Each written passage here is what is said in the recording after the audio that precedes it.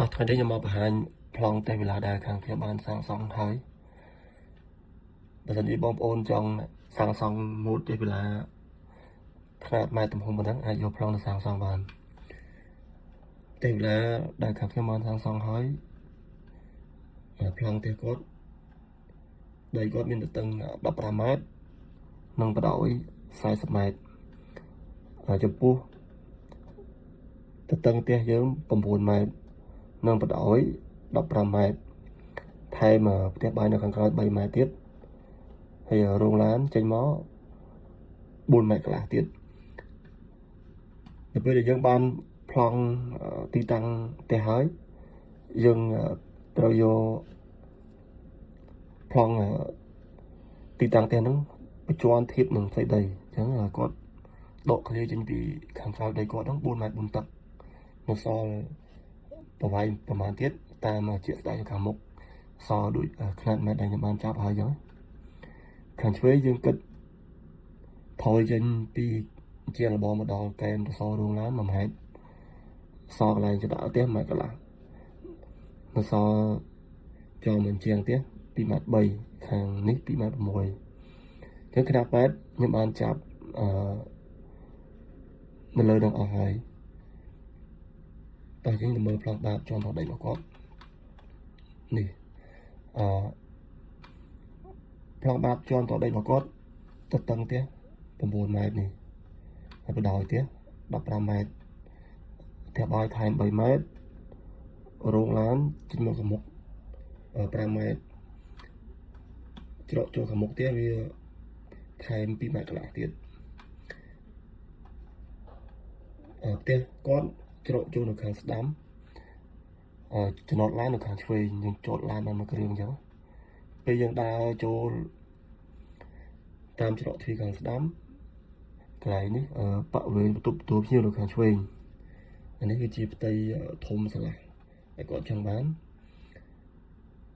ចដាយើងជាអសអុយនៅក្នុងក្រោមចដាហ្នឹងមានបន្ទប់ទឹករួមមួយបន្ទប់ទឹកទទួលភ្ញៀវបន្ទាប់ពីជាប់ចដានេះមានបន្ទប់គេងមួយដែរបន្ទប់គេងធំដែរហើយមានបន្ទប់ទឹកក្នុងមួយដែរអានេះកន្លែងតុយើងដាក់ហូបអាហារវាមានច្រកទ្វារមួយជិះខាងក្រោយដែរអានេះបរិវេណផ្ទះបាយគាត់ដែលថែមនៅខាងក្រោយ3 ម៉ែត្រហ្នឹងហើយមានផ្ទះបាយរាងអក្សរ L ហើយមានច្រកចេញទៅខាងស្ដាំចឹងដូច្នេះនៅក្នុងប្លង់បាតជាន់តដីមានបន្ទប់គេងតែមួយទេព្រោះគាត់យកបន្ទប់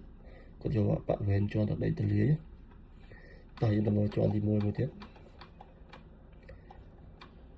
នេះប្លង់សេជាន់ទី1នៅលើចំណតឡានខាងមុខហ្នឹងវាមានជាដំបូលទៀតនៅលើចំណតឡានយើងអាចចេញមកអង្គុយលេងបានចឹងនៅក្នុងជាន់ទី1មានបន្ទប់គេង3បន្ទប់មេឃវសានៅខាងមុខធំជាងគេនេះអានេះច្រកទ្វារបន្ទប់មេឃវសានៅពេលដែលយើងឡើងចដាមកអានេះច្រកទ្វារបន្ទប់មេឃវសានេះបរិវេណបន្ទប់គេងរបស់គាត់នេះយើងអាចចេញមកខាងក្រៅបានចូលតាមមាត់ទ្វារស្លាយនេះអានេះគឺជាបរិវេណបន្ទប់ដាក់សម្លៀកបំពាក់របស់គាត់ធំនៅក្នុងបន្ទប់សម្លៀកបំពាក់នោះមានបន្ទប់ទឹកដែរនេះបន្ទប់ទឹកមេឃវសាធំមានកន្លែងដេកត្រាំទឹកទៀតដោយសារបន្ទប់មេឃវសាដល់ពេលដែលយើងចេញពីបន្ទប់មេឃវសានៅខាងក្រៅមានបន្ទប់គេង2បន្ទប់គេង2មានបន្ទប់ទឹក2ដូចគ្នានៅសងខាងគ្នាហើយបន្ទប់គេង2ហ្នឹងយើងអាចចេញមកខាងក្រៅបានមានវារងដាលើផ្ទះបាយហ្នឹងយើងអាចឈរមកខាងក្រៅបានដូច្នេះសរុបមកផ្ទះគាត់មានបន្ទប់គេង4បន្ទប់ទឹក5អានេះប្លង់ដបូលផ្ទះគាត់នេះប្លង់ដបូលហ្នឹងដបូលផ្ទះ2 តង់នេះបងអាចមើលបានបើសិនជាបងប្អូនពេញចិត្តខ្នាតម៉ែត្រហ្នឹងអាចយកទៅធ្វើតាមបាននេះខ្នាតម៉ែត្រខ្ញុំបានចាប់លុបអត់រួចរាល់អស់ហើយនេះខ្នាតម៉ែត្រវាហ្នឹងនេះប្លង់មកពីខាងមុខយើងកម្ពស់ផ្ទះយើងលើកខឿនវាទៅ5 តឹកឯងកម្ពស់ជាន់ដល់ដី4 ម៉ែត្រកន្លះជាន់ទី1 4 ម៉ែត្រជ្រីយើងចាក់កន្លះម៉ែត្រសល់បានទៀតតំណែងមុំដបូលយើងមុំ35 ដឺក្រេអញ្ចឹងយើងប្រយោជន៍ទៅប៉ះគ្នាប៉ុណ្ណាគឺកម្ពស់វាប៉ុណ្ណឹង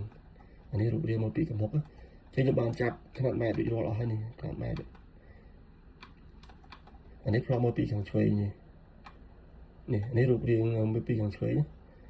chắc khăn mặt mẹ được bạn chặt ở ấy những anh mơ tao được bạn khi mà con này bà hai là trong ti tăng là mơ mệt vừa mấy chẳng anh ấy dương mơ bị càng đam nè bị càng đam đôi khi bộ thông bộ tôi đấy cái dương bạn chặt khăn mặt mẹ bị rồi ở ấy anh ấy pro bị càng còi nè chắc khăn mặt miên đôi khi chẳng anh ấy plong dùngปูsection trong cho đảo đi anh ấy lại cho đảo nhập tục tự làm cho đảo tiền nó là bộ pi to anh ấy lại nhớ chỉ